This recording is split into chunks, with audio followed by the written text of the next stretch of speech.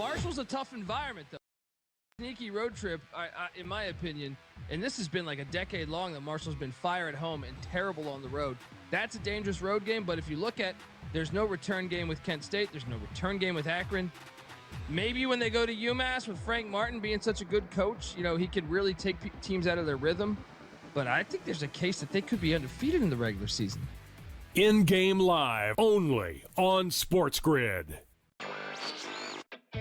If there's more revenue for the league, there's more revenue for the players, and that would make it saleable. So they may have objections. There's more risk of injury the longer the season goes. But these guys, their careers are short. The money is good. Money would be better. So I wouldn't bet against the league expanding sooner rather than later. NewsWire, only on SportsGrid. This is the fear that we had going on. And the players obviously were paid $10,000 to $30,000 per fix. But what this does is it hits at the core of the identity in the sport, especially in the modern day betting era.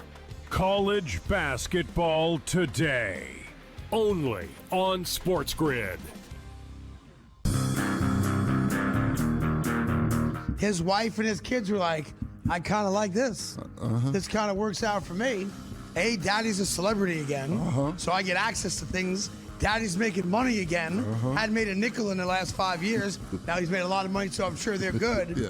But all of a sudden, the prospect of daddy being away, like he ain't cheating on you in Buffalo, I can tell you that. I live there. The Craig Carton Show, only on SportsGrid.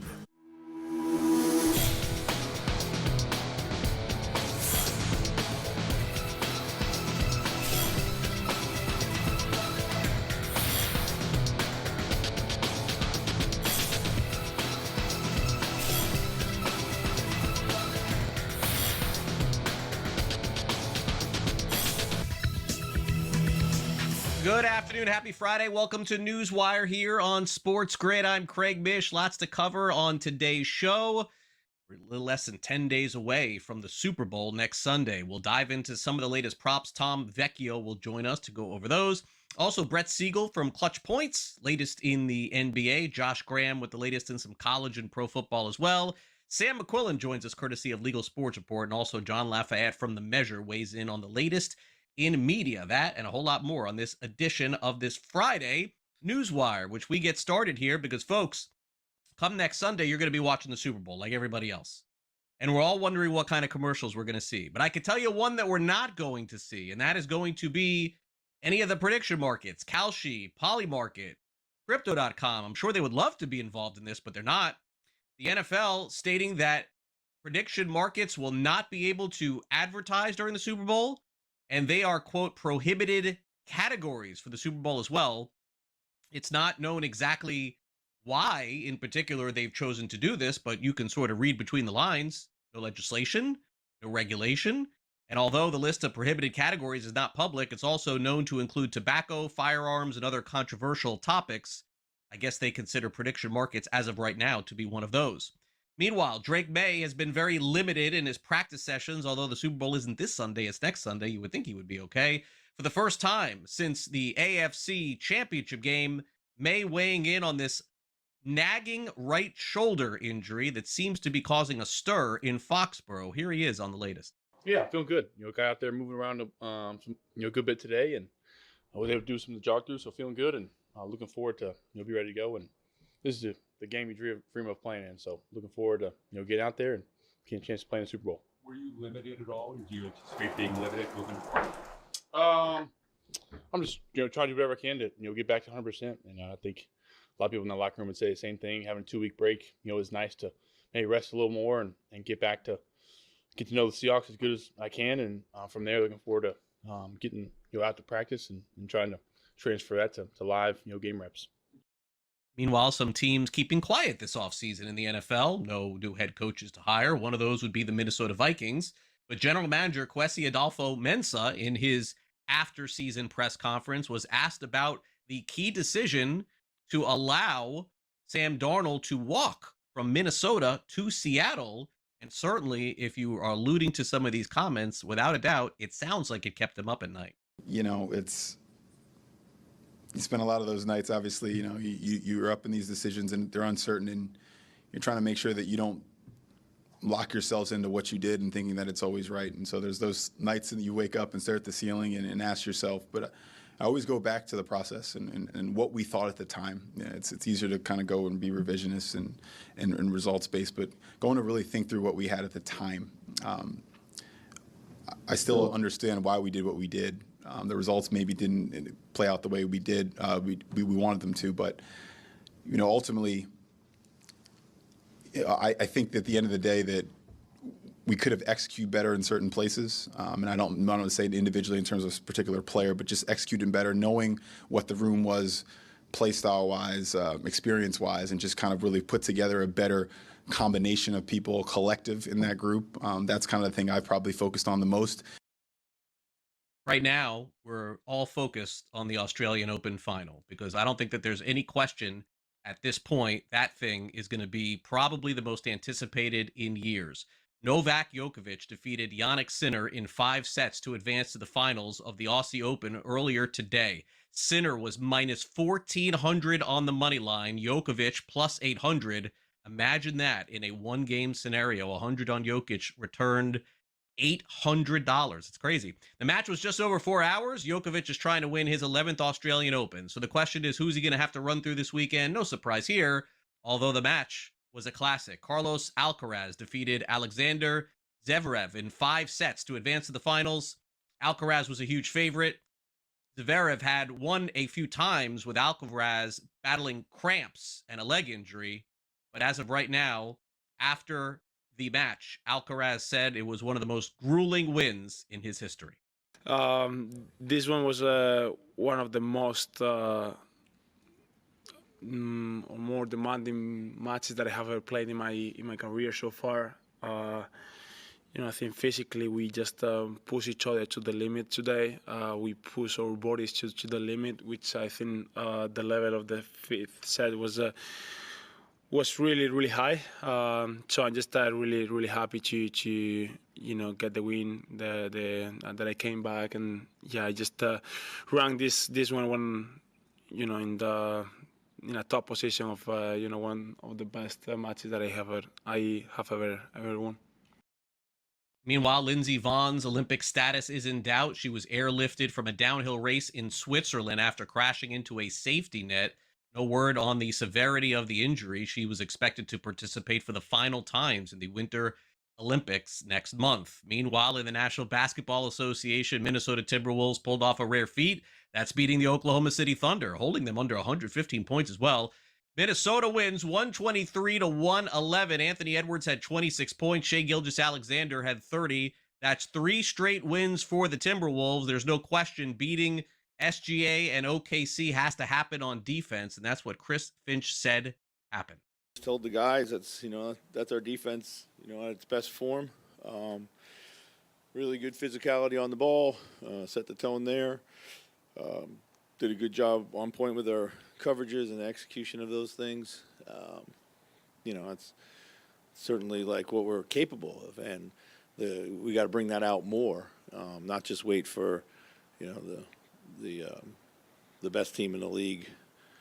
Early in the game, I thought there was a lot we could control. I thought Edwards got a lot of loose change in the first quarter that got him going. We had some lapses in some of our defensive schemes that got those guys loose for threes. And to their credit, they burned us with the shot making, but there was plenty that I think we could have controlled. Cooper Flagg is just 19 years old. This kid scored 49 points in an NBA game last night. Team lost, by the way. He set the record for the most points scored by a teenager. They lost by 2 to the Hornets, 123-121. Man, has this kid been great. He's probably going to win the Rookie of the Year, but Flagg doesn't take any silver linings because they lost the game. Yeah, it was tough. We fight, the whole game. Just play really hard, stick together through a lot of, tough stuff. They went on a lot of runs, and we stuck with it, gave ourselves a chance to win down the stretch. So it's tough. Obviously you want to come away with a win, but a lot of positives to take away as well. Carl, What's it like competing against your college roommate in the NBA like this? It's fun. Obviously, he's really good. He's the best player on the floor tonight. Probably that's the best players played against us all season. It's just fun competing against the best. And obviously, being close with him, that kind of adds, to the competitiveness. So it was really fun. Meanwhile, last night also in the NBA, the 76ers defeated the Kings 113-111, despite 40 points from Tyrese Maxey. Joel Embiid tried to match him with 37. So you do the math. 77 points out of 113. That'll get a win. All right, Suns beat the Pistons 114-96. Dillon Brooks had a career high 40 points. He nailed 4 of 7 from 3-point range on nights they gave out his t-shirt. That's pretty cool. Iowa State, they're the 8th ranked team in college basketball. They crushed Colorado 97-67. They were 17.5-point favorites, 6 players in double figures in that one. And also Illinois has been hot. They beat Washington 75-66 for their 10th straight win. Also in college basketball tonight, it's the Battle of Michigan. Spartans, Wolverines, Michigan at Michigan State. As of right now, Michigan 1.5-point favorites on the road. Also news from baseball, Minnesota Twins have parted ways with their general manager and president, Derek Falvey, just a couple of weeks before spring training. Kind of odd there. Weather has also postponed the Braves Fan Fest in Atlanta tomorrow. We'll be back with Tom Vecchio. Don't go away.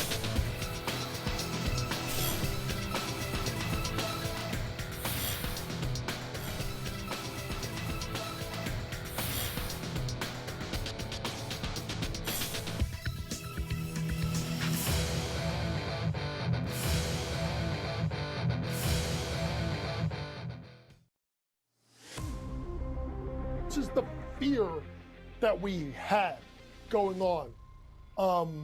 And the players obviously were paid $10,000 to $30,000 per fix.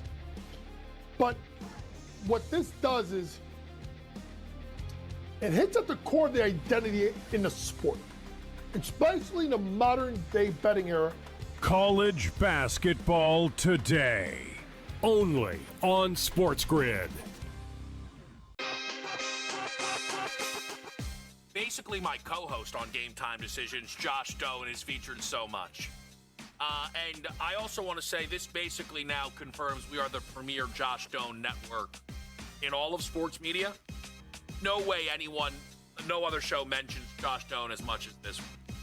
Is that a success? Is that a failure? I don't know, but I think it's true. Game Time Decisions, only on SportsGrid. Meanwhile, Charlie Baker of the NCAA has planted his flag. He wants to see the end of prediction markets, and of course is a little bit nervous with all of the different stories that we've heard surrounding sports betting allegations of some folks being corrupt out there and maybe some point shaving. It does make some sense here. I just wonder which of the sports betting operators are going to stand with the NCAA. NewsWire, only on SportsGrid. But I remember being 16 in high school, being in my school uniform, long pants and a tie, and I deadlifted 200 kgs, so that's 440 pounds. So so that was I actually have a video of it, so it might get leaked somewhere. Someone might be able to find that one. We might need to get that one to B-roll the show in. The Smiley Show, only on SportsGrid.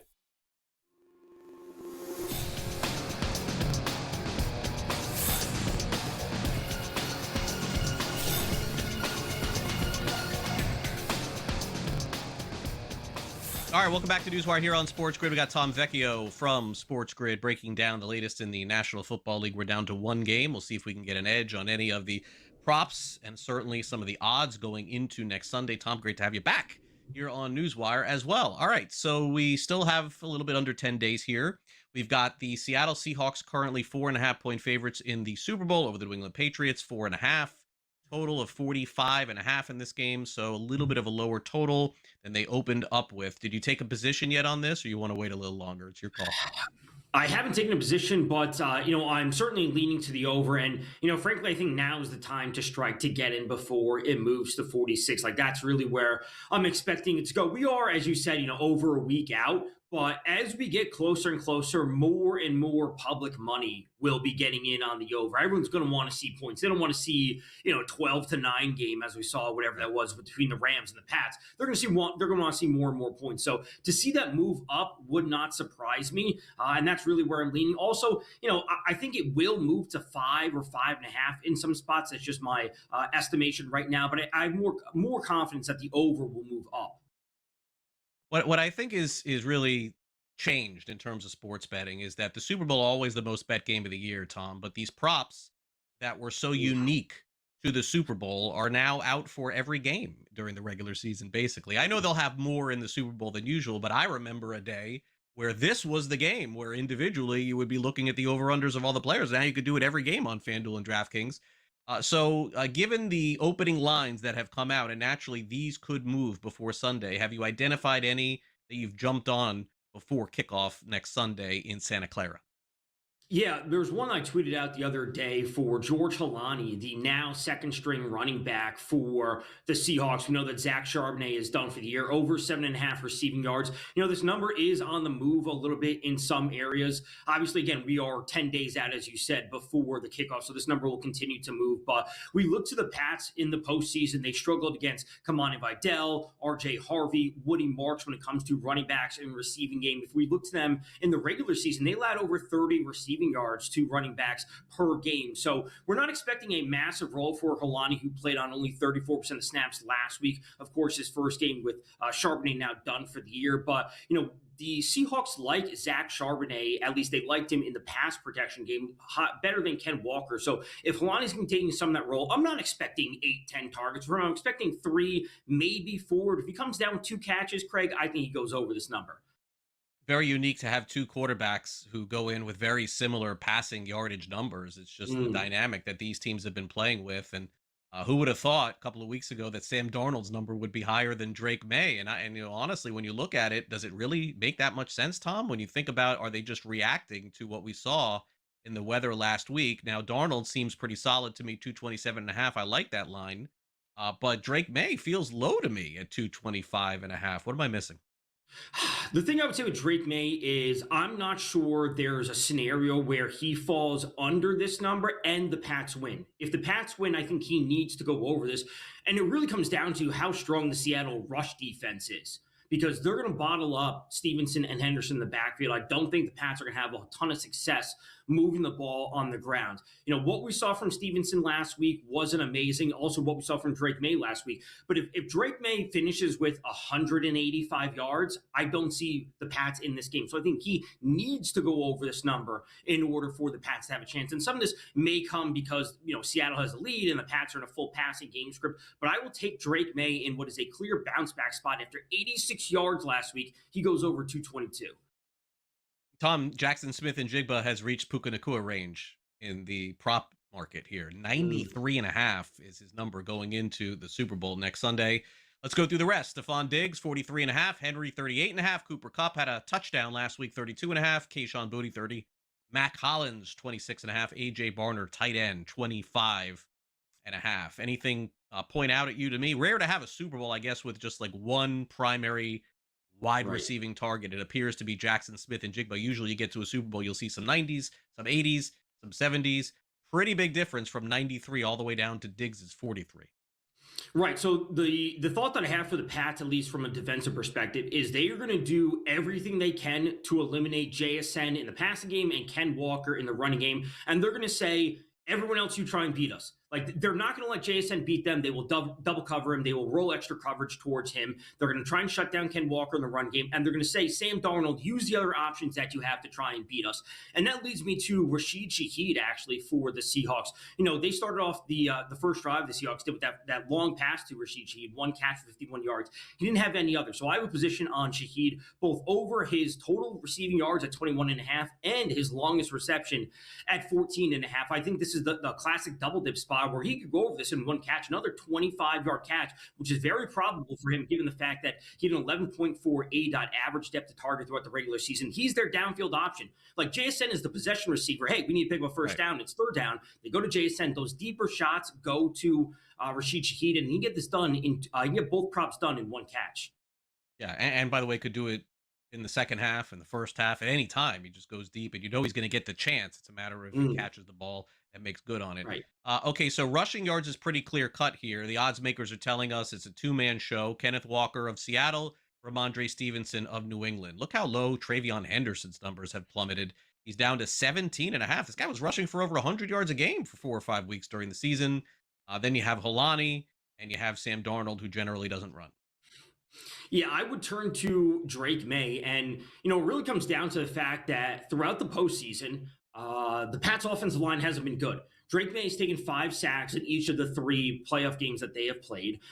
He has been a proponent of scrambling to an extent, as we saw last year when he was there, but he can get out there and move, and he can pick up some of these chunk runs, even 12, 15 yards at a time. So given the fact that they are at least underdogs as of now, and they could be in a passing game script, the Seattle pass rush will get after him, and the offensive line struggles that the Pats have had, I think, will force Drake May that he will need to scramble. He will need to improvise and get yards on the ground if they are locking up the receiver. So I like Drake May the best of any of those. I wouldn't bet into Ken Walker. And Travion Henderson, I know all it takes is one run for him, but he just hasn't had the opportunities for me to trust him at this point.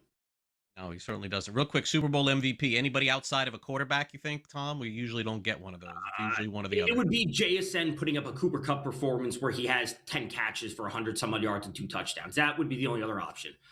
Makes sense. Thanks again, Tom. Have a good weekend. Of course, same to you. All right, coming up next, we hear from the new head coaches in Buffalo, in Baltimore, in Tennessee. Next on SportsGrid.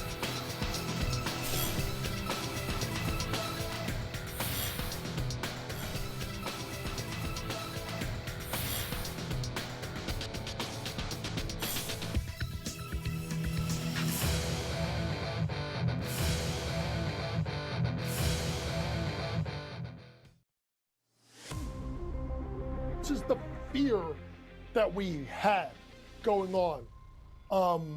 And the players obviously were paid $10,000 to $30,000 per fix. But what this does is it hits at the core of the identity in the sport, especially in the modern day betting era. College basketball today, only on SportsGrid. Basically my co-host on Game Time Decisions, Josh Doan, is featured so much. And I also want to say this basically now confirms we are the premier Josh Doan network in all of sports media. No way no other show mentions Josh Doan as much as this one.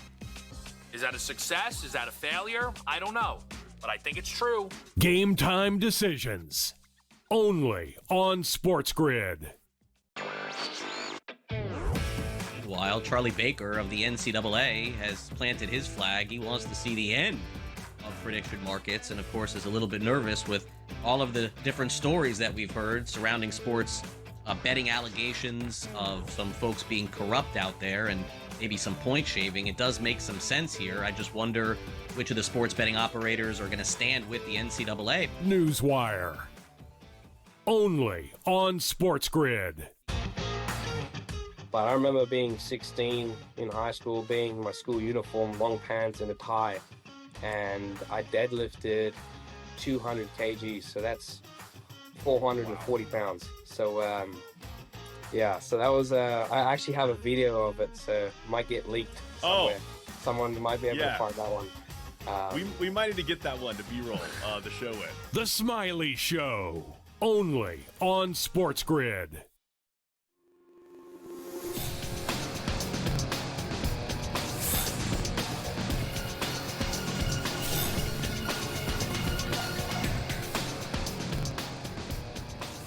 Welcome back to NewsWire here on SportsGrid. Seems like it's coaching press conference season. New coaches, that is. Buffalo announces their next head coach. We'll hear from Joe Brady. Jesse Minter speaks.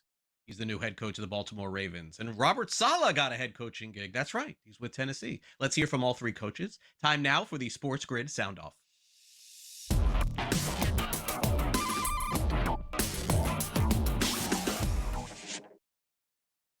No, there's no question that Joe Brady's had a lot of success as offensive coordinator and quarterbacks coach in the National Football League, but I think some folks were caught by surprise to see him become the next head coach of the Bills, especially after they let go of the guy who brought him in in Sean McDermott. But Brady said that this league certainly is all about winning, and relationships very important to him. Brady said he's looking forward to building those with most of his new coordinators.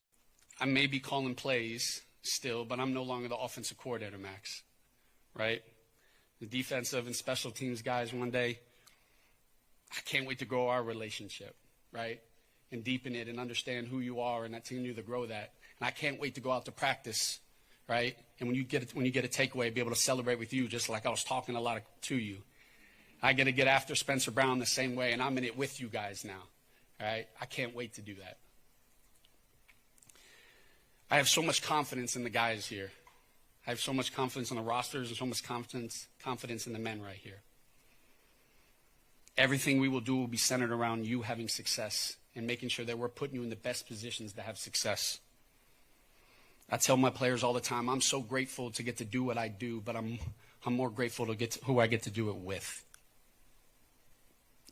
Everything I am is because of you guys. And I'm going to work all I have to think about is making sure that you guys are successful. It is not about me. It is always about you guys. And lastly, I talked about love. Josh always says it. If you love someone, let them know. I love you guys. I'm going to leave that with Go Bills. Thank you. All right, not bad from Joe Brady. All right, now let's get to the Baltimore Ravens, where they bring in a new head coach after seeing John Harbaugh leave. He is Jesse Minter. His job, not just to be the head coach, to make sure he's got a good relationship with his quarterback. That, of course, is Lamar Jackson. And to no surprise, Minter has already spoken to Lamar Jackson, not once, but as he says, twice. You've already mentioned that you've spoken with Lamar. Just curious, when did that conversation take place, and what was the gist of it, and how do you envision getting the most out of somebody who's obviously already been a two-time MVP? Yeah, Lamar and I have had multiple conversations. It's been great. It's been great to get to know him. I think relationships take time, and so you don't become the head coach of the Ravens and expect to have a deep relationship with anybody. So those take time. We've been working towards that already. We've had wonderful conversations. Look forward to many, many more.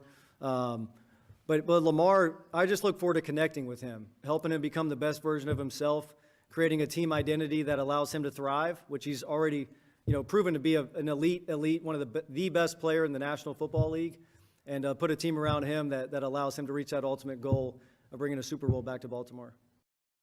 All right, now finally, let's get to the head coach of the Tennessee Titans, Robert Saleh. Of course, a lot of different issues that Saleh had with the Jets and not so much with San Francisco. Two different times. So we'll see if Saleh can get it right in Tennessee. Also, very similar to Joe Brady, talked about the difference in calling plays from when he was with the Jets to how he may do things now with the Titans. I didn't call plays in New York, and I just kind of gave it all to the coordinators, even though we were still part of the game planning and all that. I joke with Borgo on game day when I didn't call plays. I felt like I was just a timeout and red flag guy. I was just kind of I had the greatest seat in the house as a fan. So calling plays for me, it's not necessarily about control, but it's about connecting with the players. When you are a play caller and you are calling plays, you feel the strain that you're putting on them with each call. You're feeling the connection. You're feeling what each one is going through. And again, like I said, I can feel the weight of the play call on individual players in those moments. And to be able to call plays and maintain that connection, maintain that feel for what the players are going through, I think is very, very important from my seat. And it's just one of the many things that'll change throughout my tenure. And we're still waiting on a couple of more head coaches to be hired. Very specifically, the Las Vegas Raiders have yet to name their coach. It seems like they've been doing interviews. Guys are coming in and out of there. Maybe we'll get somebody after the weekend. In addition, the Arizona Cardinals still waiting to hire their new head coach as well. So we'll have more press conferences, of course, for you next week. All right, coming up next, Sam McQuillan from Legal Sports Report weighs in on the very latest on prediction markets and a whole lot more. You're watching NewsWire here on SportsGrid. And we'll be back with Sam right after these messages. Don't go away.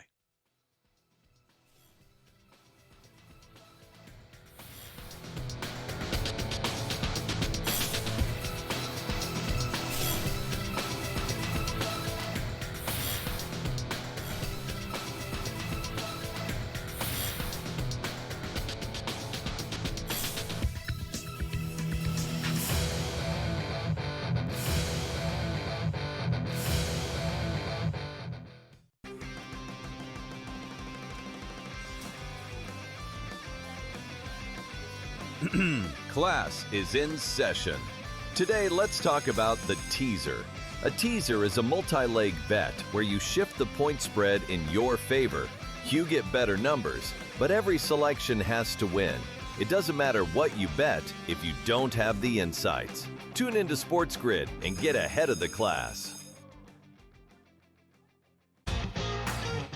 But I remember being 16 in high school, being in my school uniform, long pants and a tie, and I deadlifted 200 kgs, so that's 440 pounds. So yeah, so that was I actually have a video of it, so it might get leaked somewhere. Someone might be able to find that one. We might need to get that one to B-roll the show with. The Smiley Show, only on SportsGrid. Marshall's a tough environment, though. Marshall's that sneaky road trip, in my opinion, and this has been like a decade long that Marshall's been fire at home and terrible on the road. That's a dangerous road game, but if you look at, there's no return game with Kent State. There's no return game with Akron. Maybe when they go to UMass with Frank Martin being such a good coach, you know, he could really take teams out of their rhythm. But I think there's a case that they could be undefeated in the regular season. In-game live, only on SportsGrid. How could you tell the story of baseball without Clemens, Rose, and Bonds? You don't have a Hall of Fame if you don't have those three dudes. Sills, you know what, man? These guys took steroids. There wasn't a steroid test and a PED test in Major League Baseball at the time. Do you understand this? Outspoken with Dan Cilio, only on SportsGrid.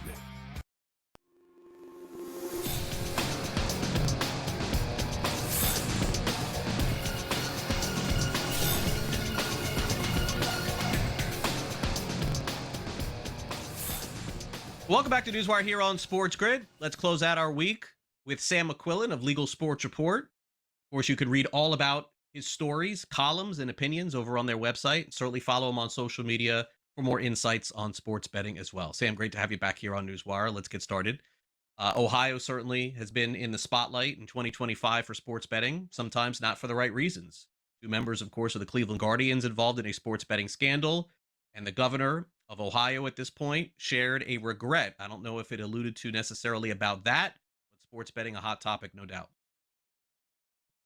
Yeah, definitely some big news here, Craig. A governor of a major state like Ohio coming out. A reporter this week asked him, hey, what's your biggest regret as governor? And he point blank said, legalizing sports betting, rather signing the bill that legalized sports betting back in 2021.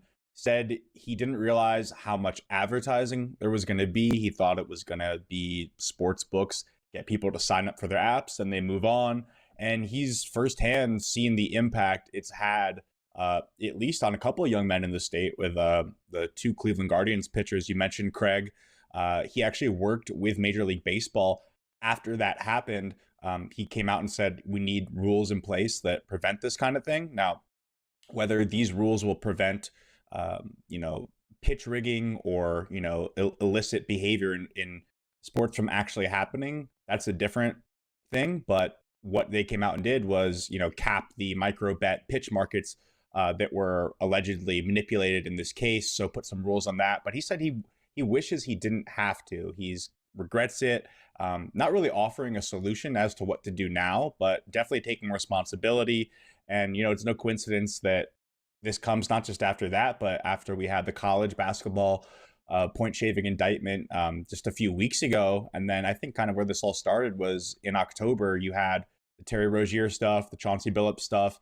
Not only did that come out, but the way it came out was so ceremonial, where the FBI had this huge press conference. They called it like the point rigging scandal of our time. It was really done up a lot. And quite frankly, the only thing new that came out of that, we already knew Terry Rozier was under investigation, and the Chauncey Billups stuff was more about poker rigging than it was about, game rigging. But the reaction was, I think now a lot of folks, like governors of states where sports betting is legal, are more kind of hesitant or regretful that they did it. So yeah, it's not great that all this stuff is happening, and we'll see how it gets dealt with. But again, the governor saying he really regrets it, but we don't know where we go from here, whether there's more reform or whether he does something or whether nothing happens. I think that's very likely too. Yeah, I mean, all of these things are definitely in play, and they like the money coming in. It's just when the scandals are associated, then when you hear some of this clapback. Okay, Super Bowl coming up next week. Sam, earlier in the show, we discussed the fact that no prediction markets will be in commercials. They would love to, I'm sure. I mean, they're spending a lot of money trying to get more awareness out there. Let's get to DraftKings and FanDuel. What kind of plans do they have for the big game? Yeah, DraftKings and FanDuel obviously will be taking parlays in every state they can, but this is also the first year that they'll be doing that on prediction markets. It looks like both these companies launched their own prediction markets in 17 states for DraftKings in December and 18 states for FanDuel. The sports prediction markets, in key states like California and Texas, where they don't have the sports betting options. So they have this product. They filed their exchange partner this week, CME Group, filed to start offering these parlays or combos, as they've been dubbed by Kalshi and Crypto.com, which already have same game parlays and parlay options on their platforms. Looks like the Super Bowl is the best timing for DraftKings and FanDuel to do that. And that's really important because it gets these really, really popular bets, these bets that you could argue are the reason that FanDuel is profitable now. Same game parlays really are the reason that the company is now making money and not wasting money like it was for years and every other company copied. It's getting them to these states where there's no legal sports betting options. And, I think the timing of the Super Bowl is really, just a huge factor here as well. I think it's, when you have 30 people in a room in a state like California and someone says, oh, I wish we could bet on this. And someone says, oh, you can use DraftKings here. And you sign up and you can do parlays. That's, it's a huge acquisition tool. If someone, is not a big sports fan or sports bettor, and, they're more likely to do that on the Super Bowl than really anything else. Last year we saw parlays made up about, or player props rather, and parlays made up about 50 to 60% of all bets on the actual Super Bowl, which is just night and day from where we were, maybe 5 years ago. And it was the first Super Bowl really where the public won on the money line, they won on the spread, they won on the total, but the books made a killing because of all these parlays and player props. So FanDuel and DraftKings offering this in states where they don't have legal sports betting, huge move. Comes around the Super Bowl, as well as they want the best product. Kalshi's offering this stuff. They can't advertise, but they're still offering this product. So I think they want to kind of beat them out there, which is again what they do the best. This is their bread and butter. Getting to the biggest game. So they haven't been listed yet, but it'll be really interesting to see what they look like. I think to start, it's going to be kind of pre-packaged parlays where you can't, customize your own yet. But, these companies, that's going to change in maybe a few weeks, a month. We'll see, where things go from there and, what happens with prediction markets. All right. So finally, we end on a good note. No scandals, no bad stories, a good story to end on this Friday. I like that. New phone number out for folks who have gambling issues. How is this different, Sam, than some of the numbers that we've seen before? These, like, I guess we'd call them 1-800 get help numbers. Yeah, the new number is 1-800-MY-RESET, and it's from the National Council on Problem Gambling. This is the number you hear in pretty much anything that mentions sports betting and advertising. This is the new number. It'll direct you to one of their 28 call centers nationwide where you can get help if you need it. And the change comes because the old number 1-800-GAMBLER, which is now retired for all intents and purposes, was actually owned by the New Jersey Council on Compulsive Gambling. That council had an agreement with the National Council on Problem Gambling that expired because they own that number. The National Council on Problem Gambling no longer able to use it, so they thought it was really important to switch to another number where you could actually, were easier to remember. They had been using 1-800-522-4700, but if you're thinking about getting help and you have a serious gambling problem, or you even think you might have a problem, it's a lot easier to remember My Reset than it is to remember 522-4700. I have it written down here and it's even hard for me to say. So big step for the National Council on Problem Gambling, just kind of tweaking, creating a new number you can really remember. Again, obviously comes at a really important time with the Super Bowl coming up. We love to have fun with sports betting and talk about sports through this lens and all the fun things that are going on, but it is also really important to remember that we need to make sure help is out there for people who need it, that the resources are available, and that we talk about it when these, kind of things happen. So would encourage anyone who does have a problem or think they have a problem to call 1-800-MY-RESET. Again, that's the new number replacing the gambling number, which was changed because of just kind of business political reasons. So yeah, that's the new number. Yeah, understood. Sam, before we go, we're going to talk, I know, next week about the upcoming Super Bowl. And, certainly, I guess that this kind of pertains to that. Is do you anticipate some of these 1-800 numbers or maybe even, responsible gaming ads airing during the Super Bowl? Because with more money being bet than ever before on the Super Bowl, I would see this as an opportunity to also promote the fact that you should do this the right way. Yeah, 100%. I would not be surprised if we saw the National Council on Problem Gambling doing that, especially not just because it's a good thing, but because the NFL is very conscious that the sentiment around sports betting is not so great right now. So I think anything that can be done that can be seen as the NFL trying to, do that in that favor, I think that'll definitely happen. And as well as you'll see the sports betting commercials, they have to rattle off the names after they have the actual commercials. So you definitely see some, but wouldn't be surprised if you see a big one. Great stuff as always, Sam. Thanks for coming on NewsWire. Really appreciate it. Yeah, thanks you too, Craig. Have a good weekend. All right, Sam McQuillan joining us from Legal Sports Report. Some big news in baseball today, by the way. We're just sort of flying under the radar because of the Australian Open and everything else that's happening. But the Minnesota Twins have parted ways with their general manager and team president, Derek Falvey, also who was involved in the business side. Reason why this is rare, I mean, the offseason is basically over. Spring training's opening up in a couple of weeks. We'll see if the Twins have any further statements to make about that. All right, coming up next, John Lafayette joins us from The Measure. We will get into the Super Bowl a little bit more. You're watching NewsWire here on SportsGrid. Don't go away.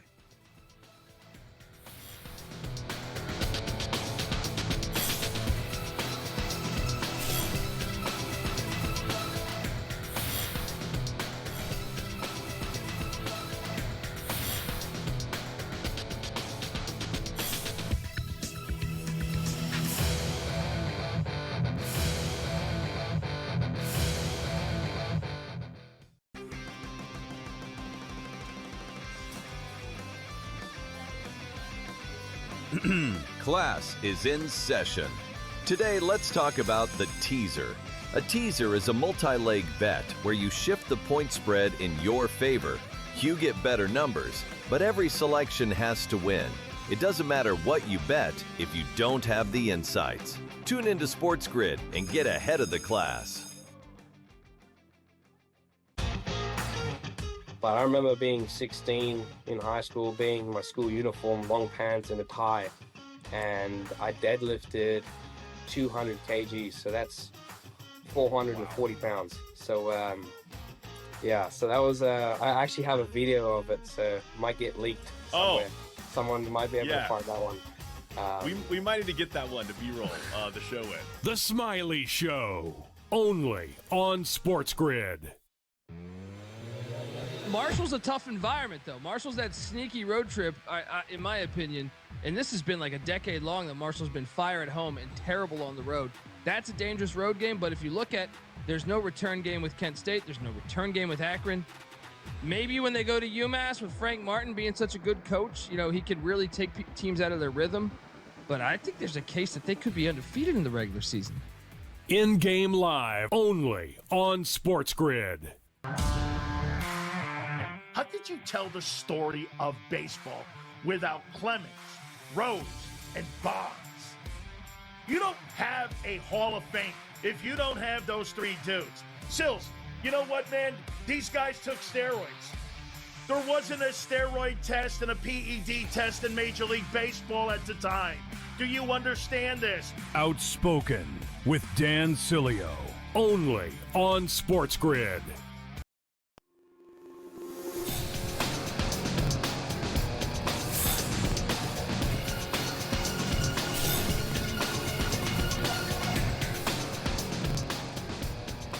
All right, welcome back to NewsWire here on SportsGrid. Some breaking news from the NFL. The Minnesota Vikings have parted ways with their general manager, Mensah, I believe is his last name. We just heard from him earlier in the show. Not sure why or if that happened for any particular reason, but given the fact that he just spoke to the media, makes it all the more peculiar. So looks like the Vikings and the Twins. What's going on in Minnesota these days? I really don't know. We'll have more on this coming up. Let's bring in John Lafayette from The Measure for the very latest in sports media. And John, welcome back. Let's get into the Super Bowl here. We're coming up on the big game next Sunday. Certainly commercials taking the forefront, a lot of money being spent without a doubt. What do you anticipate incoming next Sunday? Well, Super Bowl commercials are always fascinating. There's a lot of previews going on. People are able to do teases. Some of the ads are actually available online. But, it seems like what's more interesting than who is in the Super Bowl lineup this year is who's not in the Super Bowl lineup this year. And that's these prediction market companies that everybody's talking about, that would seem like this would be the perfect opportunity for them to get themselves in front of this huge audience that's interested in betting on things, especially football, more than anything else. So no prediction markets, though, John. We found that out the other day. Yeah, it seems like all season long they've been on sort of a list of advertising categories that aren't allowed to advertise in NFL games. The other categories are things like cigarettes and pornography, which puts them in really bad company. So, and that extended into the Super Bowl. So when this is going to change, what can these companies do to get into the good graces of the NFL? Well, money changes everything, and just like we saw with the sports books, once the NFL says, hey, there's a lot of money changing hands, we want our cut of it, once they start signing up companies as the official prediction market of the NFL or for individual teams, then they'll start to be eligible to be advertisers on the NFL games. Now, the NFL is not going to let that happen until they feel like there are sufficient guidelines to prevent the kinds of scandals that we've seen, whether it's point shaving, whether it's game fixing. They want assurances that kind of black eye isn't going to happen to the sport if they let these prediction markets come on board. You anticipate that changing, though, John? It seems as though there's a lot of discourse back and forth, especially considering these prediction markets are not regulated. And wouldn't that directly go against FanDuel and DraftKings if they were to do that? Yeah, exactly. That's what we got to see. The prediction markets are trying to get themselves some legitimacy from the government, working with the Trade Commission, and until that happens, they won't be able. They won't pass muster with the NFL. The NFL wants to keep this thing very, very buttoned up, and the gambling companies that are looking out into those markets also have to be very careful that they don't get kicked out of the boat. All right, so now let's get back on the boat. Let's talk about the ads for next Sunday in the Super Bowl. What do we expect to see? Well, one that's interesting is the Fanatics Sportsbook is going to be in the game. They're going to be at halftime, and they're going to have a spot that features Kendall Jenner. So they're going to be getting some attention in terms of people who want to bet on the game. It's also interesting that the prediction markets are taking action on the game, even with obscure things like who's going to show up at the halftime show, who are they going to take pictures of in the stands, not just the action that's on the field. Now, one of the biggest Super Bowl advertisers is the people at Budweiser, and they're going to have a whole bunch of spots, and they're going to have a whole bunch of celebrities in there. They're going to have those Clydesdales, which are their emblem, the big horses. Now, in terms of humans, they're going to have Post Malone, Shane Gillis, and Peyton Manning, and Olympians like Chloe Kim and TJ Oshie for Michelob. So that's going to be a big thing. If you like football, Novartis is going to have a bunch of tight ends: Rob Gronkowski, Greg Olson, George Kittle, Tony Gonzalez, Delaney Walker, Vernon Davis on their ad for surviving prostate cancer, along with Bruce Arians, who won the Super Bowl a couple of years back with Tampa. Serena Williams is going to be doing an ad for Roe, and then you're going to have like battles for certain categories. You take like the delivery service battle. You got Instacart going to have Ben Stiller and Benson Boone, and then Uber Eats is going to have Matthew McConaughey and Bradley Cooper. Grubhub is also in the game, but they're sort of keeping a tight wrap on exactly who's in their ad, although it's going to be directed by the guy who directed Begonia, the film. You got Liquid Death and Liquid IV, both in the game also. And, it's a big pile of companies that are all in there. I mean, nobody has time to list all of them. There's 70 some odd advertisers. All right, let's end the segment here discussing NBC. We know that they've got Major League Baseball on the way, some discussion surrounding some of the talent they may bring in for that, and also the NBA starting up on Sunday night as well, now that the NFL has ended. Yeah, well, the NBA is starting the Sunday night basketball on NBC for the first time since Shaquille O'Neal played in the game. The first game is the Knicks and the Lakers this Sunday. It's going to be followed by the Thunder and the Lakers. The Thunder and the Nuggets. They're going to have a video with Lenny Kravitz, and Bob Costas is going to be hosting pregame. They're going to have a special guest, Caitlin Clark, who's going to be around just to make it even more special, this debut. Now, as we saw this season when NBA games run on NBC, they get really high ratings. It'll be interesting to see how much more they can do on Sunday night, which with football is the highest rated program every single season for the last 20 some odd years. So that's a real opportunity for the NBA to shine and get a lot of people tuning in. And you're right, they're also going to be looking ahead to baseball. They're on the verge of signing up some stars to do their broadcasts. You got Joey Votto, you got Clayton Kershaw, you got Anthony Rizzo, and they're also going to be joining Bob Costas, who's going to be the studio host for baseball on NBC. Sort of a blast from the past. Well, and with some players just currently retired as well, if indeed Clayton Kershaw is part of that roundup as well. John, thank you so much for coming on Newswire. Hope you have a great weekend. We'll see you next week. Good to see you. Thanks. John Lafayette here joining us from The Measure here on the show. For those of you getting ready to watch the big game next Sunday, I got some advice for you. There's going to be so many different bets. You can track them on your phone just by scanning this QR code.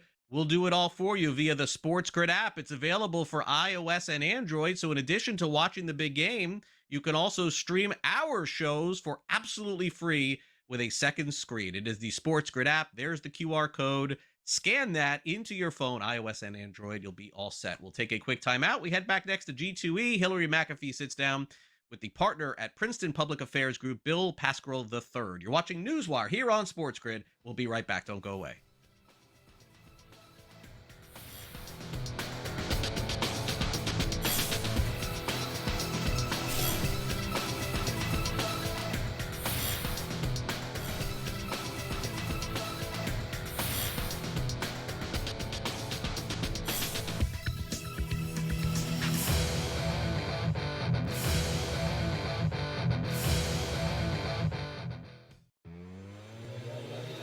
You got to get on a bus. Then you got to get to the hotel, all right? You got to check into your room. You got to go through all this crap. It's like, yeah, it's done for you, but it's still not like you're still sitting there. You're still in traffic. Yeah, you're still like, it's still 2 a.m. You still want to be in bed, right? You're like, oh my God, I'm on some highway in Calgary right now. It's 3:30 in the morning, and we're playing against the Canucks tomorrow, right? Like, it's not as smooth as people always think. In-game live, only on SportsGrid. If there's more revenue for the league, there's more revenue for the players, and that would make it saleable. So they may have objections. There's more risk of injury the longer the season goes. But these guys, their careers are short. The money is good. Money would be better. So I wouldn't bet against the league expanding sooner rather than later. Newswire, only on SportsGrid. His wife and his kids were like, I kind of like this. This kind of works out for me. Hey, Daddy's liberty again, so I get access to things. Daddy's making money again.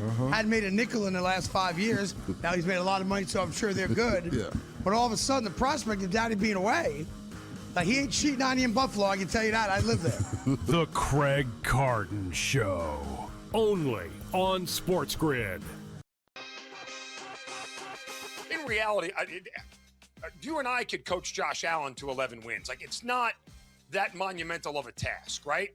I mean, Josh Allen alone gives you 9, if not 10 wins, just because he's on the field. So we're not asking for much here. The real question is can he coach somebody? Can somebody coach them through the playoffs and make critical decisions that open the door for them to get past certain opponents? Game time decisions, only on SportsGrid.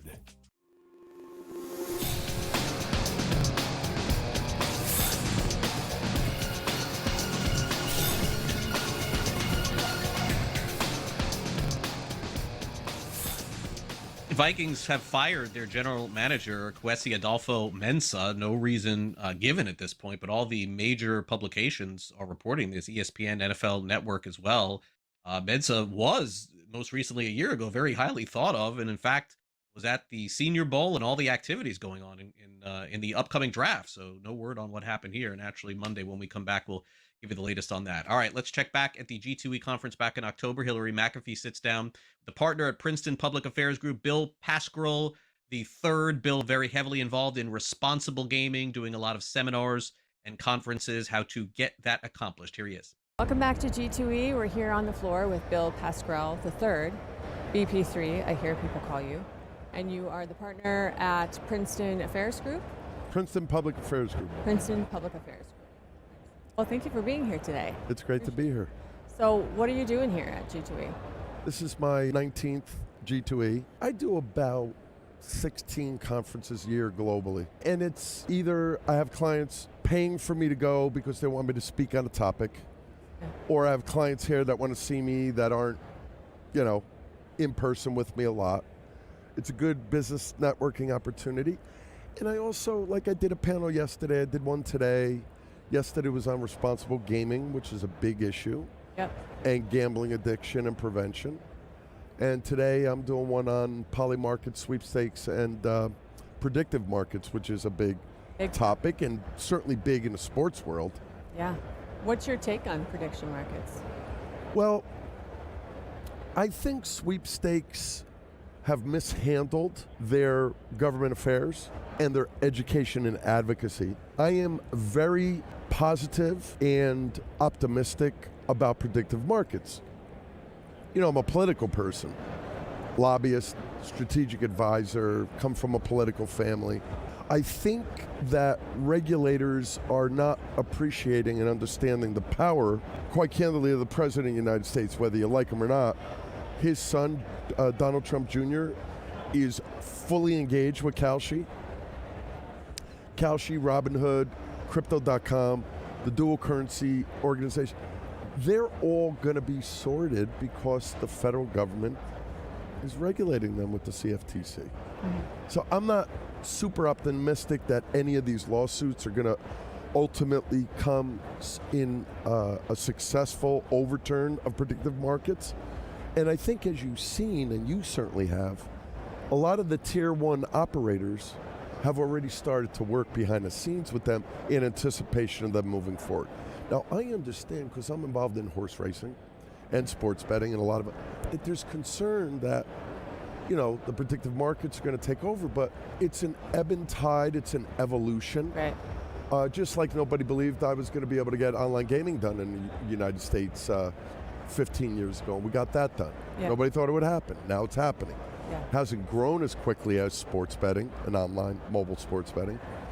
But I'm very optimistic about predictive markets, at least for the foreseeable future. Okay. And what's your take on it? Because typically regulation has been obviously state by state for gaming, and now we're going federal with just this one type of gambling when they decide to call it gambling. How is that going to change, the tribal compacts that states like Oklahoma have? Are they going to be upset by that? I love this because you're very good and you're knowledgeable and you know what you're talking about. Most people don't, particularly in the journalistic world. They're just scratching the surface. Yeah. So I'm a big proponent of states' rights. I had the 10-year campaign to repeal PASPA to bring sports betting outside of Nevada. I believe the states are the proper place to regulate gaming. The predictive markets don't think they're gaming. They're more, derivatives. I get that. Yeah. Kind of a cute way. I think the stock market, sports betting, derivatives, it's all one and the same. We call it something different. We tweak it a little bit. I would prefer that predictive markets be regulated by states. The states don't feel comfortable with it because of their own compacts, legislation, regulations. Yeah. They should adapt. I am not a big fan of banning anything. I think we need to find a way to legislate, regulate, tax, license. And I think there is valid considerations for those who are already in the sports betting market, that the Kalshis and the Robinhoods are going to take stuff away, but the tier one operators are already working with them behind the scenes in preparation, so they'll adopt. I think the bigger issue, and I appreciate the opportunity to share this with your viewers, is the black market. Totally. Thanks for having me. Yes, thanks so much, Bill.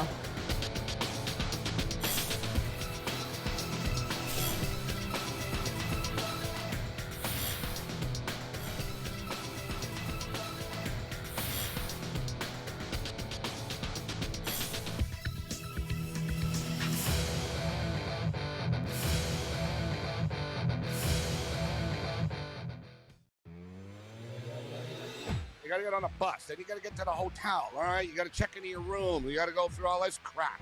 It's like, yeah, it's done for you, but it's still not like you're still sitting there. You're still in traffic. Yeah, you're still like it's still 2 a.m. You still want to be in bed, right? You're like, oh my God, I'm on some highway in Calgary right now. It's 3:30 in the morning. We're playing against the Canucks tomorrow. Right? Like, it's not as smooth as people always think. In-game live, only on SportsGrid. If there's more revenue for the league, there's more revenue for the players, and that would make it saleable. So they may have objections. There's more risk of injury the longer the season goes. But, these guys, their careers are short. The money is good. Money would be better. So I wouldn't bet against the league expanding sooner rather than later. NewsWire, only on SportsGrid. His wife and his kids were like, I kind of like this. This kind of works out for me. Daddy's a celebrity again, so I get access to things.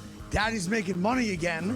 Hadn't made a nickel in the last 5 years. Now he's made a lot of money, so I'm sure they're good. Yeah. But all of a sudden, the prospect of Daddy being away, like he ain't cheating on you in Buffalo, I can tell you that. I live there. The Craig Carton Show, only on SportsGrid. In reality, you and I could coach Josh Allen to 11 wins. Like, it's not that monumental of a task, right? I mean, Josh Allen alone gives you 9, if not 10 wins, just because he's on the field. So we're not asking for much here. The real question is can he coach somebody? Can somebody coach them through the playoffs and make critical decisions that open the door for them to get past certain opponents? Game time decisions, only on SportsGrid.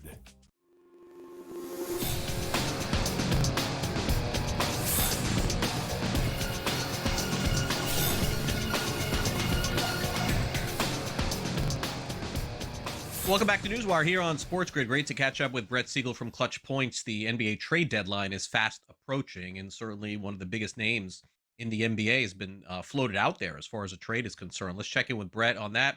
Brett, thanks for coming on NewsWire. Really appreciate it ahead of this deadline on the 5th. So, look, Milwaukee, they have a very big decision to make. Normally, Brett, in these situations, I say when there's smoke, there's fire. So I certainly do think that the end is coming to Giannis's career in Milwaukee. But I think it's fair to ask, are the Bucks being a little hasty in making a deal in the next week? Should they wait until the offseason, which certainly would open this up to more teams being interested? Well, that's certainly the question that everybody's asking ahead of the deadline is, are the Bucks going to move Giannis Antetokounmpo now, or are they going to wait till the offseason? And honestly, I think that the time is now. And the reason I say that is for two things, particularly. One, the Bucks have leverage right now. And what I mean by that is they can say to teams, they want all their draft assets. They want all their young players. And those teams that are really interested in Giannis, the Bucks will be able to know who those are and what they can specifically get from those teams.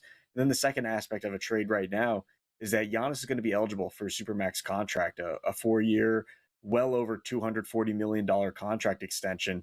But he can only get that with a new team if he's traded before this deadline on February 5th. Otherwise, he has to wait until January of 2027. And time is money, Craig, and these players, they want to sign those contract extensions right away. And so that's something that will definitely play a factor over the next 6 days. Naturally, this time of the year, Brett, there's going to be names and players floated out there. There's some correlation, though, with some of the teams. We can go through them here. And then certainly your report here on Golden State. But New York, Miami, Toronto, no surprise there. We've also heard Oklahoma City get floated because, of course, they have all the draft picks as well. And you reported the Warriors. So I did see, I don't know if there was a hypothetical or a potential trade that would involve Jimmy Butler. And I was like, wait a second, how does that make any sense? That guy's out for the year. But you tell me, which team makes the most sense at this point and who has the capital to get it done? In terms of a one-on-one trade of just the Bucks and another team being involved, this is the Warriors trade deadline. It's going all out for Giannis Antetokounmpo. It's leveraging all their draft assets through 2032. It's putting Jimmy Butler with his what will be an expiring $50+ million contract next season, putting that on the table. Jonathan Kuminga, Moses Moody, Brandon Podziemski, all young talents that the Warriors have drafted in the first round over the years that are all going to be included in this trade dialogue with the Bucks. And Giannis Antetokounmpo, he has been the main target for the Warriors ever since Kevin Durant left in 2019. And Joe Lacob, who's the owner of the Warriors, has made it very clear that as the player, he would be willing to relinquish all these assets that the Warriors have been holding through the years to go out and get. Well, that time has come, and Giannis Antetokounmpo is available for a trade before this deadline, and Joe Lacob has 6 days to prove just how much of those words he's willing to back up. Yeah, we'll see. Kuminga also demanding a trade from the Warriors, which makes things easier from the Warriors side when they know they have to trade someone, although maybe leverage a little bit lost there. Here's the GM of the Warriors, Mike Dunleavy, on the upcoming deadline. Haven't talked to you, I don't think, since the report of Kuminga's trade demand. How did you take that, and does Jimmy's injury alter the way you're approaching what Kuminga what could happen to him, by the trade deadline? Yeah, I mean, I think as far as the demand, I'm aware of that. I think when in terms of demands, when you make a demand, there needs to be demand on the market. So we'll see where that unfolds. But heard, always with these guys, I tell them I'm willing to work with them, want to help people out, whether that's JK or any player on our roster. So we're good with, if that's his wishes, trying to figure that out, but we got to do what's best for our organization, and that's what we'll do. And do you think the Warriors are the most active team coming up here at the deadline, Brett? Certainly feels like so much smoke surrounding them. Well, certainly, because they're making everything available for Giannis. That is the guy that they want. And like I said, it's the guy that Joe Lacob has signaled through the years, ever since Mike Dunleavy took over as the GM of the Warriors. That's the player that they want. And that's the player that they envision being the future of their franchise once Stephen Curry is ready to hang it up and retire. And I'll tell you this, Craig, they are going to be one of the most aggressive teams. And quite honestly, I think that they have the best assets to pull off a Giannis trade right now. But if they don't get Giannis, that's when the questions come up for the Warriors. Will they do anything? And quite honestly, I don't think that they will. I think that it's just they're going to hold on to their assets. They're going to wait for Giannis, and they're going to be patient because they're not going to be willing to give up everything that they are for Antetokounmpo for any other player in the league. All right. Meanwhile, other names that are out there, Anthony Davis, of course, is not going to be a Maverick forever. We know that, but it's hard to trade players that are hurt. I've learned this in all sports. And so AD out there. John Morant, similar situation here. A lot of baggage with him. Domantas Sabonis, maybe a little bit easier. Michael Porter Jr., very easy if the Nets do want to move on from that. So I guess we'll see what happens, Brett. Sometimes we build these trade deadlines up and nothing happens, and then other times Luka gets traded. You just never know what's going to happen in the NBA. Which one do you think it is this year? I think that as of right now, a Giannis trade does look likely. It just really depends on what the Bucks want, because the Warriors package, it is what it is. It's not going to get better. It's not going to get worse. And it's a very strong package compared to what other teams can offer out there. So if that's what the Bucks want, Giannis could be heading to Golden State. Obviously, you've seen the Knicks, the Minnesota Timberwolves, Miami Heat involved there as well. And we could see more assets become available in the offseason for Giannis. But that's the big star that everybody's waiting to see of what's going to happen there. Obviously, some of those other names, like you mentioned, Anthony Davis, John Morant, Michael Porter Jr. Doesn't seem like those three guys are going to be on the move. They've been involved in rumors leading up to the deadline, but there's just not a market for many of those guys. And quite honestly, teams aren't willing to give up the picks that would be necessary to get them. So unless Giannis is traded, I don't see the Miami Heat circling back for a John Morant trade. Of course, anything can change. And after the Luka Doncic trade last year, you would never really know. But it really does seem like that everybody's waiting to see what happens with Giannis first before making a move. Yeah, it does make sense. Brett, in watching these things transpire through the years, and look, I understand all the things that have happened with John Morant, but simply put, I guess I would put it to you like this. Have we seen a star of this caliber and this age, so young, fall so quickly from grace to be a player that is not only going for very little potentially in a trade, but almost an untradeable player? It's sort of unprecedented in this league because the player is still good. Well, he's certainly not untradeable. There's teams out there that would be interested in him. It's just the Grizzlies' asking price. He's still the face of their franchise, and they don't want to give him up for what the Atlanta Hawks just got for Trae Young, which was CJ McCollum and Corey Kispert with no draft picks, no real young talents to build your future around. And so that's what the Grizzlies want. If they can get a first-round pick from a team and they can get like one or two young talents, then they'd be willing to listen on John Morant trades. But that just has not happened to this point. The Miami Heat have been wanting to get a Trae Young type deal for John Morant. And so that's where the market is. There's no teams that are really willing to give up assets for him at this time. But John Morant's certainly still an all-star level talent when he's healthy. He's just in a bad situation right now where he's not seeing eye to eye with the Grizzlies organization. And so maybe this offseason we'll see those two sides part. All right, Brett, before we go, any other deals you anticipate or any other players to keep an eye on over the next week? Well, the Cleveland Cavaliers have been very active ahead of the trade deadline. They're currently the league's only second apron team, and they're looking to get below that mark right now. And so DeAndre Hunter has been a name coming up in trade talks. They have held dialogue with the Los Angeles Lakers as of late, and talks have been progressing so far where the Lakers have been talking about Rui Hachimura, Dalton Connect being pieces that could go back. There's even talk of a third team in the Brooklyn Nets possibly getting involved to facilitate salaries. So the DeAndre Hunter stuff is moving. They're also looking to trade Lonzo Ball in Cleveland. And then over in Sacramento, Keon Ellis is a name that almost everybody in the league is talking about. Every team has reached out about Ellis since he's on a minimum-like contract. And also the Kings are looking to get off DeMar DeRozan and Malik Monk's salary. So perhaps there's a deal that could be worked out there that doesn't involve all this Giannis drama. But until that first big domino falls, Craig, all eyes are going to be on Milwaukee and waiting to see what the decision is there. All right, we will see over the next week. Brett, thanks again for coming on NewsWire. Really appreciate it. We'll catch up again soon. Thanks again. Appreciate it. Thank you. All right, coming up next, Josh Graham from Westwood One Radio is going to join us to go over the latest in Carolina sports. We'll go some ACC basketball and also get Josh's opinion on the big story in the NFL this week, which had nothing to do with the coaches or the Super Bowl or anything else. It was involving the Hall of Fame. You're watching NewsWire on SportsGrid. Yeah.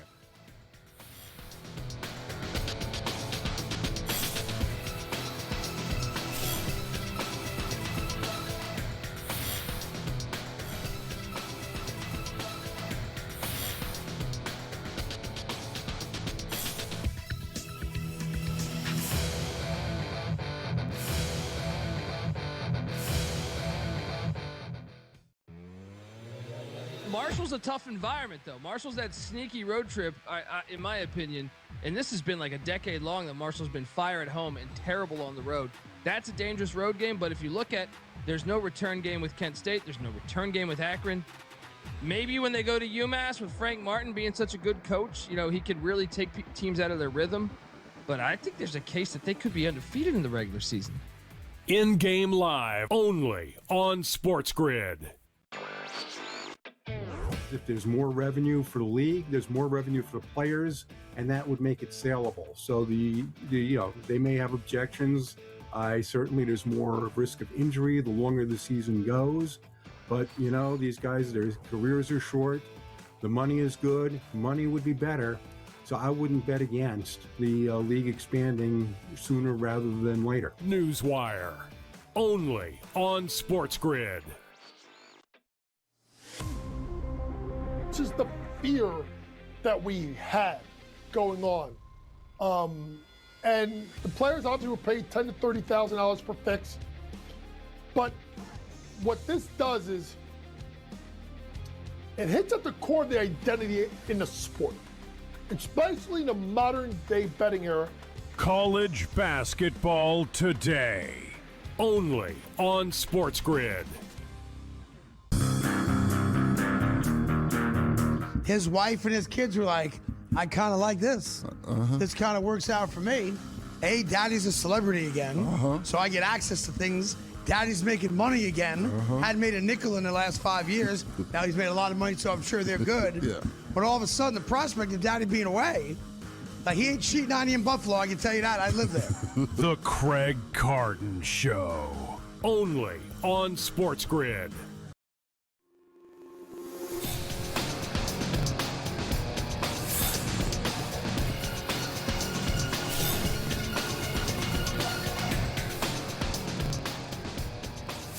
Welcome back to NewsWire here on SportsGrid. Josh Graham, who's made several appearances with us through the years, is back with us here on NewsWire. And congratulations to Josh, starting his new radio show on Westwood One Radio. Very well deserved. Awesome talking college sports and pro sports too with Josh as well. Josh, thanks for coming on the show, and great to have you here to dive into a number of different topics in your area. Thanks again. Of course, and appreciate the kind note as well, Craig. All right, let's get started here with the story of the week in the NFL. This is not what the NFL wanted this week. The NFL would have taken the coaching hires, the Super Bowl, the AFC NFC Championship game. They would have taken anything except a snub for the Pro Football Hall of Fame. Now, Josh, here's what I don't understand. Maybe I'm missing something. Have they not followed baseball through the years? Like, why is everyone so up in arms? This happens all the time in baseball. So I get it that Jimmy Johnson is outraged and JJ Watt is outraged and LeBron James is outraged. But when you make ballots private, these things happen. People don't get voted for that should. And it's just the nature of human beings in life. Just because you have a pen and a sheet of paper or you click a phone, it's an obligation to do the right thing. Doesn't mean that they have to do it, though. So I don't know what all this discourse is, honestly. Yes, obviously Bill Belichick should be in the Hall of Fame. You agree with that? I agree with that. Not surprised at all. Some people have bones to pick with people. It happens. That is true, but I also think another thing people do is make assumptions and subscribe to groupthink as well, because I talked to a handful of Pro Football Hall of Fame voters this week privately, and all of them said that they had voted for Bill Belichick, but don't understand why this is viewed as some egregious affront that he didn't get in on the first ballot. And these are men and women that understand that in the history of football, coaches, it's a little bit more difficult to get into the Hall. A lot bit more difficult to get in than players do. Bill Walsh wasn't a first ballot Hall of Famer. Joe Gibbs wasn't a first ballot Hall of Famer. And I can understand, I think some of the reasons for him getting in, maybe not appearing high on some of the ballots, might have been lost in the shuffle. Everyone wants to grab onto, it's Bill Polian's fault, even though it turns out Bill Polian actually voted for him. It's because of all the grievances that are out there. Or it's possible that players have to be retired when they get into the Hall. Phillip Rivers was eligible to get in this year, and he played a couple of games this year. Now he has to wait 5 more years. That's just how it works. There are some voters who believe you need to be retired, and I can see voters believing, because I think Bill believes this, that Bill isn't done coaching. So that's just one reason that would make it justifiable for 1 out of 50 to say, you know what, I'm not going to put him over Roger Craig or put him in my top 3. And I think getting bogged down to the point where, I disagree with an opinion, and Jimmy Johnson's words were that you're an arrogant bleep hole if you don't vote Bill Belichick into the Hall. I think that makes it counterproductive. I think the reason why we have 50 voters is for diversity of thought. And just because it doesn't end out the way you want it to, you can revisit the process, but just blanketly assuming you know all the reasons why a large body of people arrived at a decision, that seems like the type of process that would lead to, being wrong, having wrong assumptions. Yeah, the Bill Polian stuff is really strange here, because as it does turn out, at least what's being reported is that he did vote for him after all of this. And so I don't understand what assumptions were led to in the first place. I guess somebody in the room leaking conversation or something like that. But anyway, story for another day. Let's get back on the field. And in this case, let's go on the court. Let's talk ACC basketball here, Josh, which you know very well. Right now, Duke's still the heavy favorite to win the ACC over on FanDuel. They're 19-1, 8-0 on the season in the conference, minus 800 over on FanDuel. Very simply put, they're going to be a heavy favorite to go very deep into the NCAA tournament. And the reason why is because they're not only is their team good, but they also have the best player in the country. In fact, Josh, you usually don't get to this part of the season and already have a favorite like Cam Boozer to win the Wooden Award of minus 200. I mean, this guy's minus 650 on FanDuel to win. I mean, these odds probably are better than or deeper than Cooper Flagg, I think, was a year ago. Yes. So Duke's having a great season, but you never know, really, in the end, once the tournament begins. Cooper Flagg won the Wooden Award, as you noted, last year. If Cam Boozer were to win the award, it would give Duke consecutive winners of the Wooden Award, something a school hasn't achieved since 2001, 2002. Let me check what team that was. Oh, wait, it was Duke. It was Shane Battier in 2001, Jay Williams in 2002, the last time that happened. And this Duke team showed some warts during the non-conference when Isaiah Evans wasn't scoring the way that a lot of people going into the year thought he might. Pat Gamba was kind of the number 2 option in a lot of games, but Duke was winning close games. And the Achilles heel of last year's Duke team, while they blew out almost everybody, when they played close games, they were only 1-4 in games decided by 6 points or fewer. This team's proven to be really mentally tough, really committed to the defensive end. And you mentioned how good Cam Boozer is. What's taken them to another level is since Christmas, Isaiah Evans has really started to look the part, and Pat Gomba's just getting better. There's a lot to like about this Duke team, and it's why they're in. If you have a top tier in the country, I guess unless you're Charles Barkley saying it's the Arizona Invitational going into March. Right. Other than that, I think anybody would include Duke in that group with UConn, Michigan, and Arizona. Yeah, and I'll have more on Barkley's comments, as Josh alluded to, coming up in less than 5 minutes from now. So let's take a look at the ACC matchups this weekend. Really good teams for the most part in the ACC going on the road. Duke on the road at Virginia Tech, Virginia on the road at Boston College, UNC on the road at Georgia Tech, and then we have Pitt, Clemson, SMU, Louisville. Who's on your mind this weekend, Josh? Which game you're going to be most focused in on? SMU, Louisville. Boopy Miller going up against Mikal Brown Jr., that's going to be a lot of fun. But keep an eye on the Blue Devils. If you ask ACC players what the most difficult place to play in the ACC is, Cameron's probably the first place they mention, but you get a mix on the second answer. Generally, folks bring up Castle Coliseum as being a tough place to play, and there might be some underrated NBA talent on that Virginia Tech team, and Mike Young, an underrated coach as well. So keep an eye on the Blue Devils, even though they're double-digit underdogs. The Hokies, they might be live tomorrow in Blacksburg. Great stuff, Josh, as always. Congrats again on the new show. We'll catch you over on Westwood One Radio, and thanks again for coming on NewsWire. I really appreciate it. Thanks, Craig. Coming up next, as Josh alluded to, Charles Barkley with some interesting comments ahead of the NCAA tournament. Major League Baseball looks to NBC for a couple of fresh faces. We'll be right back.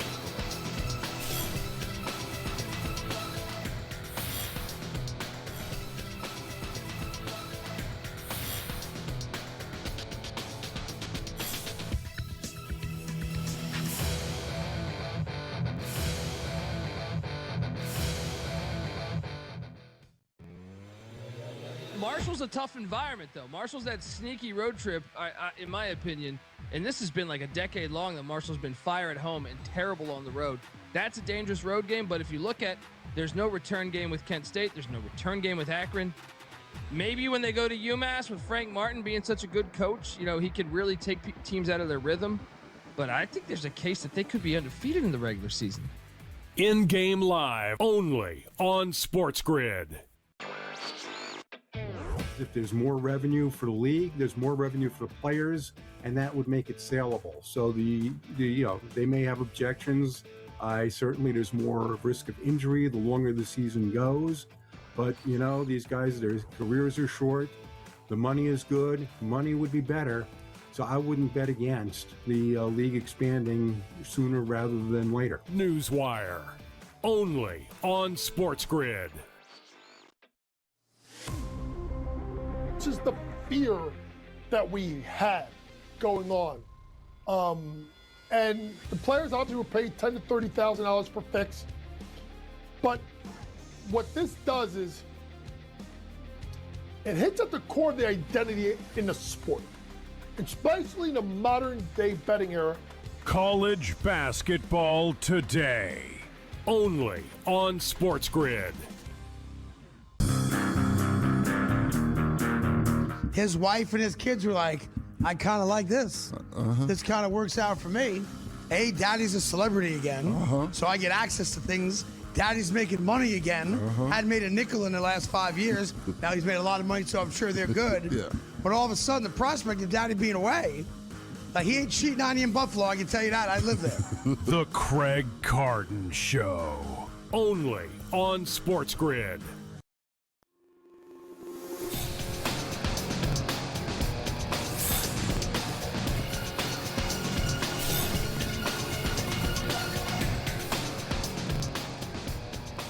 Big surprises today in hierarchies in the Twin Cities.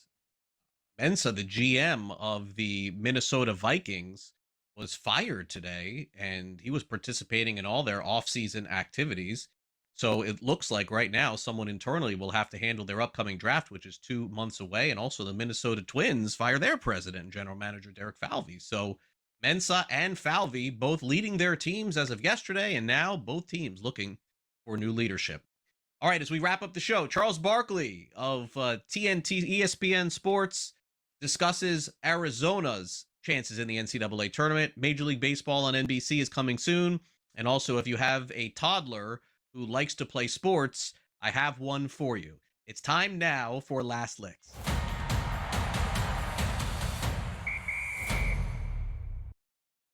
Charles Barkley, who will take off his NBA hat and put on his college basketball hat for CBS and True TV and TNT and all that good stuff coming up in March, made a very peculiar comment ahead of the NCAA tournament. In fact, has he not watched the NCAA tournament? He's been part of it for 10 years, 20 years. I don't know. It's been a long time since they moved him over to do some college hoops, he and Kenny Smith.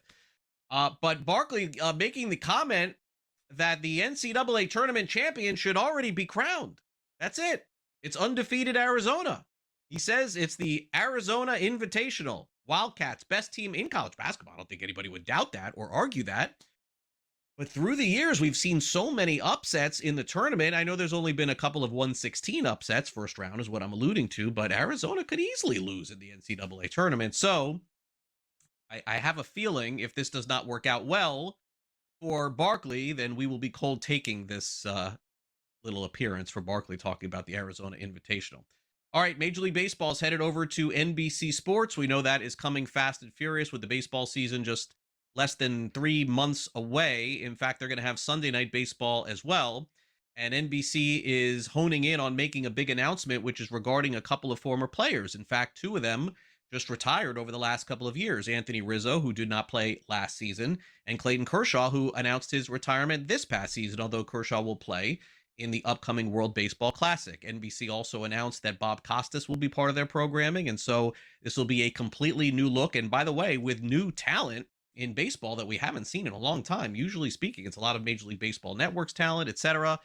Getting some new guys in, hey, should be fun. We'll see how it works out when NBC debuts Major League Baseball coming up in the spring.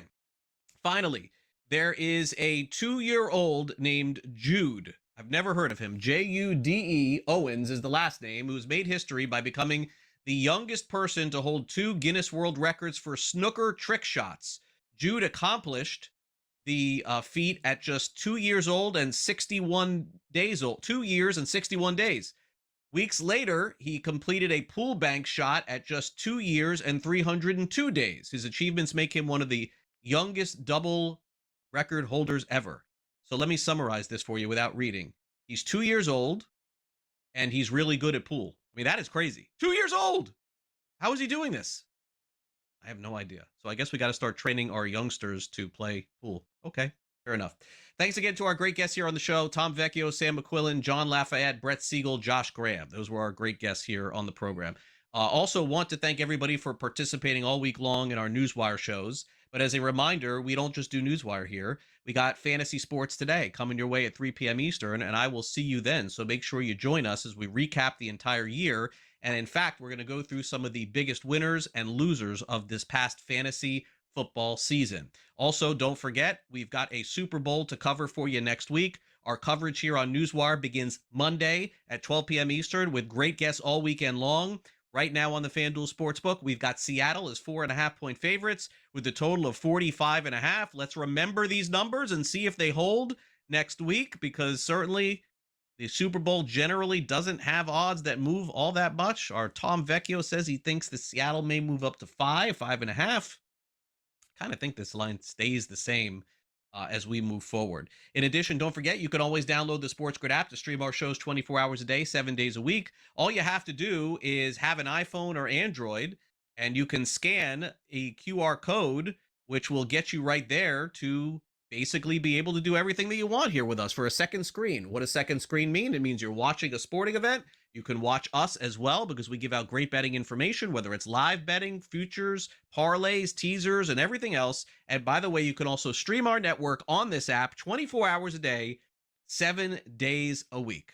That'll do it for our week of shows. It's been fun. Great to see everyone out there, and thanks so much for watching. Thanks again to our director, Luke. For my producer, Frank, I'm Craig Mish. Enjoy the weekend. Stay warm if you're in the cold area like me here in South Florida, heading toward 30 degrees. You kidding me? See you Monday, everyone.